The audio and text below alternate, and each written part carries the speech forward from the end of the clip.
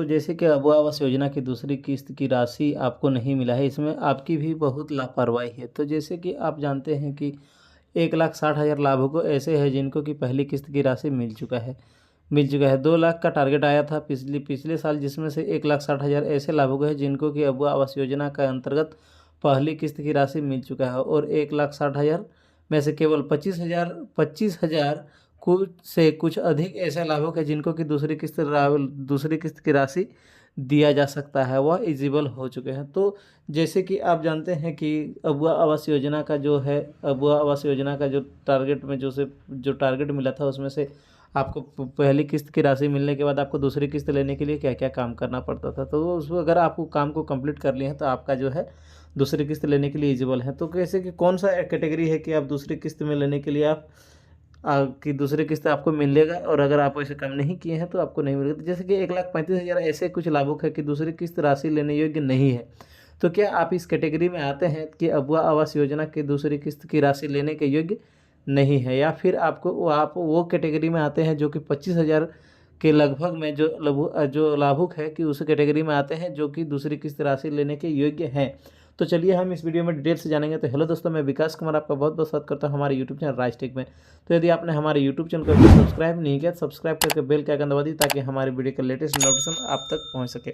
तो चलिए हम वीडियो को स्टार्ट करते हैं। तो जैसे कि आप यहाँ पे स्क्रीन पर एक पेपर कटिंग देख पा रहे होंगे। तो इस पेपर कटिंग में एक डाटा आया हुआ है। इस डाटा में यहाँ पे एक डाटा आया हुआ है। तो यहाँ पे दूसरी किस्त में जैसे कि आप देख सकते हैं कि दूसरी किस्त में 50,000 रुपये मिलेंगे।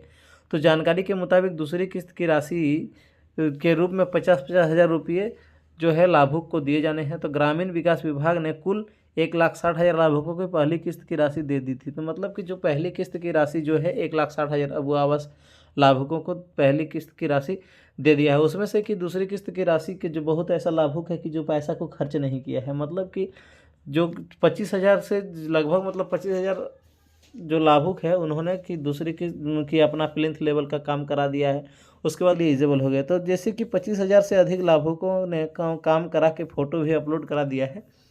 तो जैसे कि अबुआ आवास योजना के अंतर्गत पहली किस्त मिलने के बाद दूसरी किस्त के लिए आपको काम प्लिंथ लेवल तक काम करा के आपको फ़ोटो अपलोड करवाना भी आपको ज़रूरी था। तो ऐसे जो है 25,000 से अधिक लाभुकों का काम करके फ़ोटो भी अपलोड किया था, उन्हें दूसरी किस्त की राशि देने का निर्देश दिया गया है। अन्य लाभुकों की कार्य प्रगति और खर्च की भी समीक्षा की जारी है।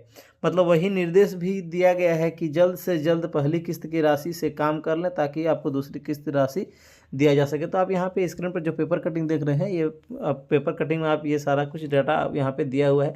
तो जैसे कि पहली किस्त की राशि जिसको मिला है, उन बहुत ऐसा है कि लाभुक है कि जो पैसा निकाल के पैसा अभी भी अकाउंट में है और अभी तक उन्होंने काम नहीं किया। तो उन वैसे लाभुकों को जो वही कैटेगरी में आता है जो 1,35,000 लाभुक कैटेगरी में जो है कि योग्य, जो पहला किस्त की राशि लेने के बाद दूसरे किस्त की राशि लेने का योग्य नहीं है। तो इस तरह से वो अब अयोग्य हो गए दूसरी किस्त लेने का। दूसरी बात यहाँ पे दूसरी किस्त न लेने का, तो दूसरी बात यहाँ पे आता है कि जैसे कि कोई है कि ऐसा लाभुक भी है कि जो पहली किस्त की पैसा मिलने के बाद अपने अकाउंट से निकाल के अभी तक है कि प्लिंथ लेवल तक का काम नहीं किया है। तो प्लिंथ लेवल तक का काम नहीं किया है, उसके कारण उसको दूसरी किस्त की राशि लेने के क्राइटेरिया से उसे हटा दी के उसको अयोग्य, उसे जो है दूसरी किस्त राशि लेने की अयोग्य लाभुक माना गया है। तो तीसरा कैटेगरी हो गया कि जैसे कि जिन्होंने अभी तक है कि दूसरे सारा प्लिंथ लेवल के काम करा लेने के बाद भी उन्होंने कोई भी कागजात मतलब अभी तक नहीं जमा करवाया है, फ़ोटो अपलोड जियो टैग नहीं करवाया है। तो अगर जाति प्रमाण पत्र दूसरा किस्त लेने के लिए जाति प्रमाण पत्र भी मांगा गया था,